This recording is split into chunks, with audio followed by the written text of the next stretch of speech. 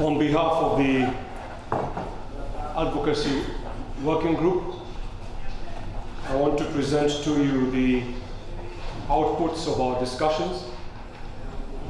The outputs of our discussions were framed within the statement of how do we develop a policy and advocacy framework. In other words, an enabling environment for the growth of fair trade over the next 10 years. And we used as our key reference the Sustainable Development Goals implementation in Africa. I want to begin my presentation by acknowledging the support of two key institutions that have begun this journey with us, namely the Fair Trade Advocacy Office that represents us in engagements with the European Union out of Brussels. They have given us financial support towards this particular engagement, and Strathmore Business School, with whom we are developing a long-term collaboration with the Center for Policy and Competitiveness. So the outputs of today will provide critical inputs into that collaboration with Strathmore Business School and into our collaboration with the Fair Trade Advocacy Office. Let me also say that at the beginning of this year, Fair Trade Africa developed 4 strategic objectives. Namely, we will support in the strengthening of our producer organizations, in other words, our members. We will collaborate for greater market access. We will structure a way to be able to provide relevant services to our members. And the last one, which is what we began work on today, is that we shall provide the platform, we shall provide the content, we shall provide the basis for the engagement for advocacy for our members. Let me just give you a very quick outline on how this works within the fair trade system itself. Within the fair trade system, we have an output or a strategic direction with regard to making trade fair. And advocacy is one of the ways that we make trade fair. The red circle is typically what happens within fair trade. Within fair trade supply chains, this is what happens. We use our standards, we have producer support, we build and sustain fair trade markets. That is one way of making trade fair, and that is our primary focus, which is done through putting the fair trade mark on a product. But the latter 2 circles are what we do to change the rules of the game, how we change the systemic issues, the systemic obstacles, the systemic barriers. Because the objective of fair trade is not just to benefit fair trade members, it is to change fair trade practices globally. And therefore, those 2 circles at the bottom, I want to tell you that the circle in blue, which is around advocacy and campaigning, needs to be able to be influenced by the circle in green, which is around providing examples and expertise and thought leadership. And again, this is where Fair Trade Advocacy Office and Strathmore Business School is going to be our key partner, especially for the East African region. These are the 17 goals that are about to be signed 2 days from now in New York. From the 25th to the 27th, heads of government are going to be meeting in New York for the UN Summit to endorse the Sustainable Development Goals. And those Sustainable Development Goals are taking over from the Millennium Development Goals. And just so that we're all on the same page, the SDGs are a universal set of goals, targets, and indicators which will frame the development agendas and political policies of UN member states. So therefore, in framing what we need to engage with policy, we need to frame it in the context of what will the SDGs ask us to deliver. And that was the basis for this particular engagement this afternoon. So the first thing we did is we broke up into 3 groups. We had about 20 and then we grew to about 24. And within those 3 groups, we asked ourselves from each group, what are the 3 priority SDGs that we feel relate to us among the 17? And when we came back, this is what the groups identified as being the priority 3. In no particular order, these are just what they ranked. Ending poverty in all its forms everywhere. Ending hunger, achieving food security and improving nutrition, and being able to promote sustainable agriculture.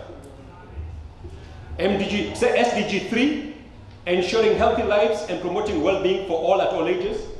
SDG 4, ensuring inclusive and equitable quality education and promoting lifelong learning opportunities for all. And therefore this is important because sometimes we talk about education, we seem to talk about education for children only, but this is lifelong learning for all, me and you included. And that is why we are here at Strathmore Business School, because Strathmore Business School provides lifelong learning for all. Achieving gender equality and empowering women and girls. Ensuring access to affordable, reliable, sustainable, and modern energy for all. And SDG 7, strengthening the means, this should be 17 actually, strengthening the means for implementing and revitalizing the global partnership for sustainable development. So that is what your representatives identified as being the priority. And what was interesting is that it was not the same for each group. Each group came up with different. And this emphasizes what we've always said. We've always said that whether it is the MDGs or the SDGs, fair trade contributes to almost all those particular targets or all those particular strategies. So the next exercise we did was we said, okay, fine. You've identified those are the priorities.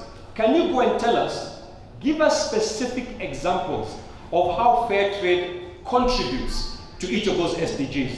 And tell us which principal fair trade mechanism is used to make that contribution. So the groups came back and they said, for example, in gender equality, they gave us an example of succeeding of land to women for tea growing and marketing in Kenya.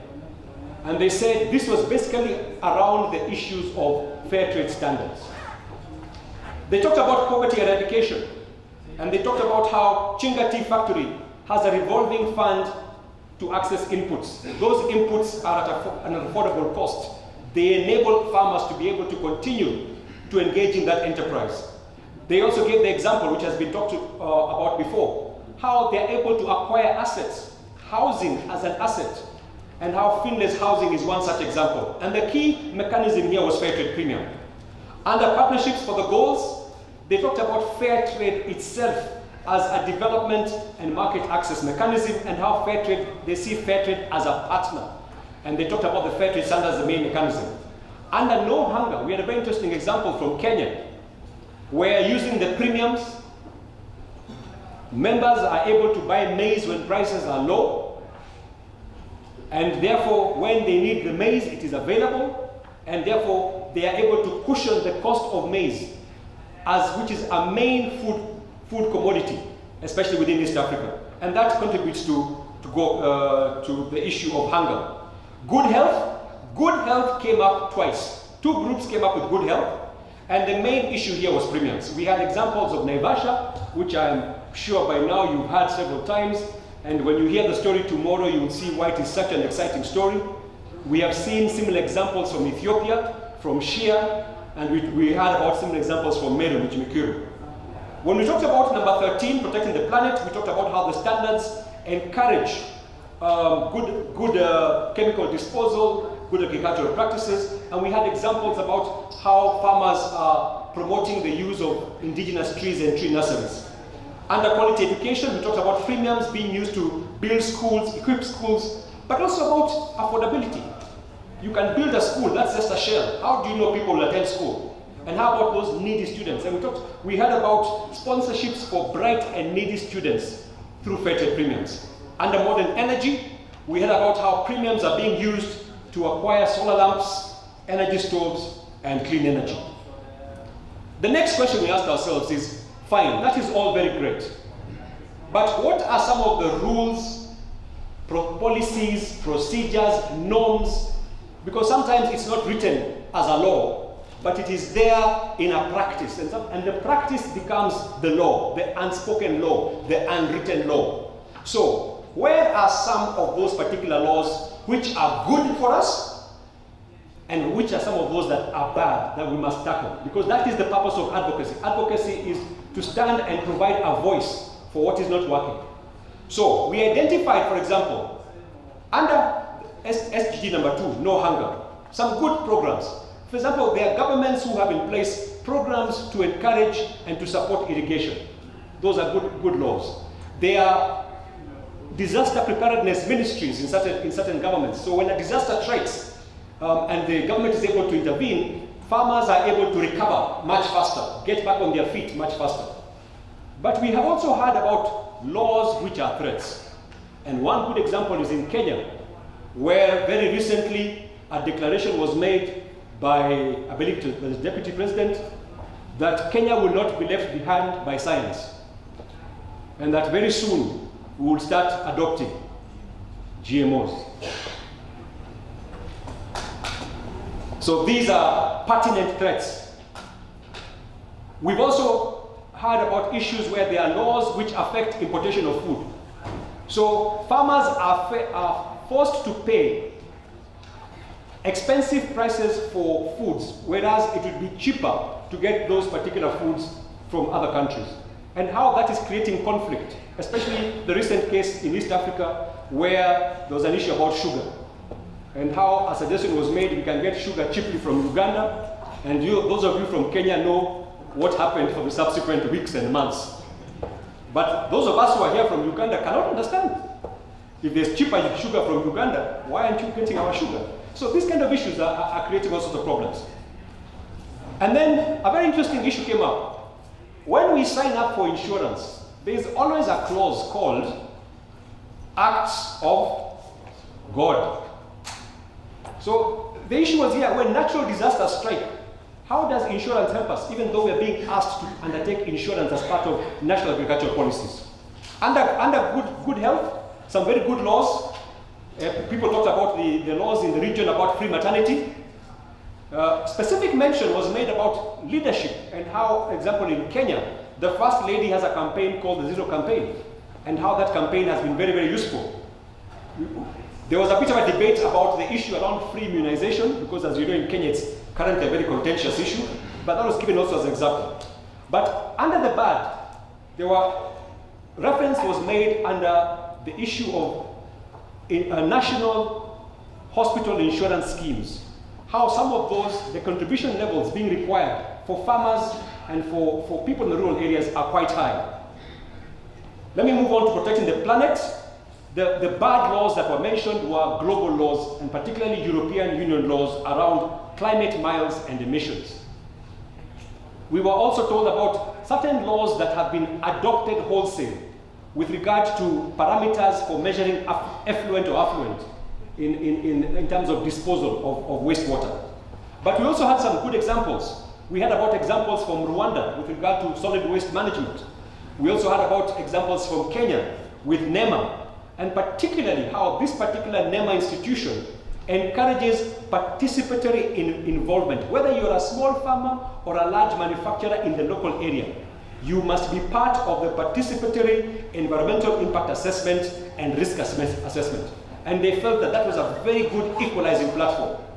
Under quality education, the main issue here was the fact that if incomes are down, even if education is free, children will not be able to be sent to school because farmers need to be able to earn sufficient income to be able to take children to school.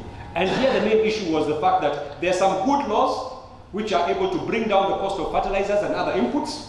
We were told about Ethiopia, where there's no taxes on agricultural equipment. But we heard about cases in other countries where there are taxes on agricultural equipment. So that creates that kind of issue in a particular from a perspective. Modern energy, we were told about how there are certain laws which are promoting green energy or clean energy. But we also told about how in certain areas, traditions and norms are making people reluctant to adopt new technologies.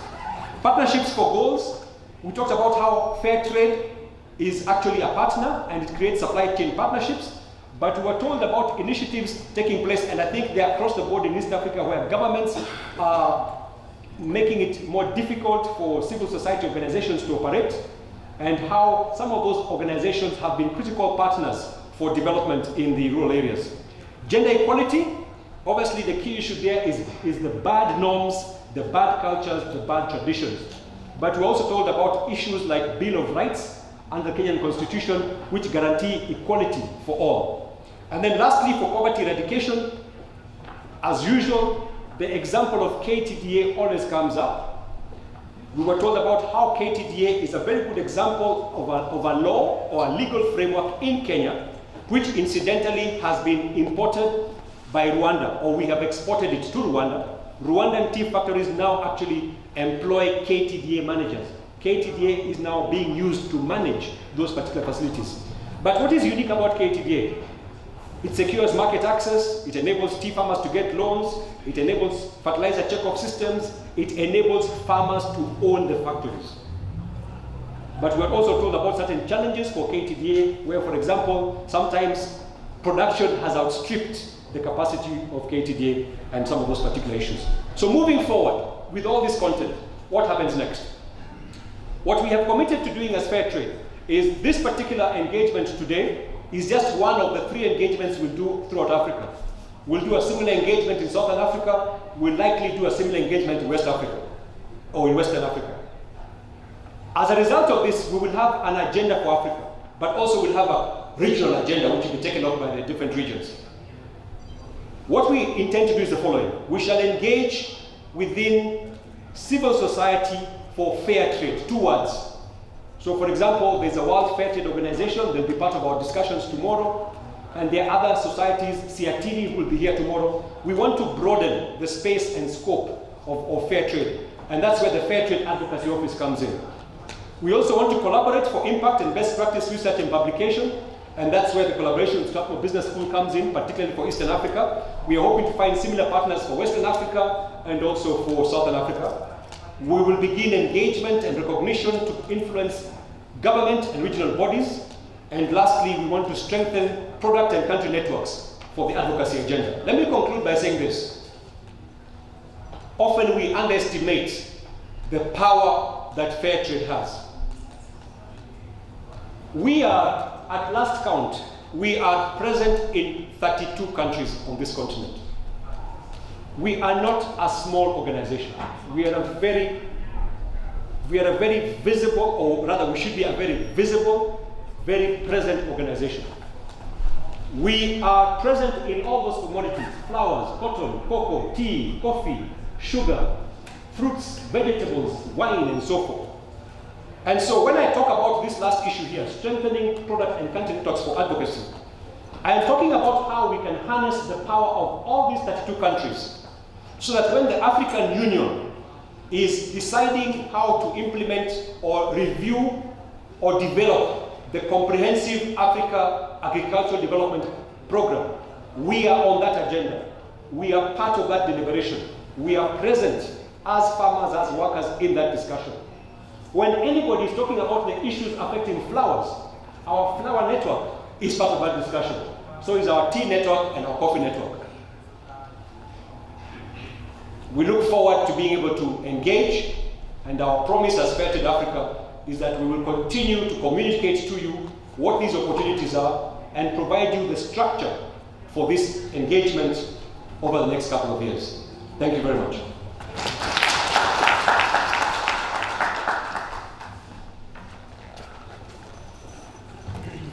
Thank you very much, James.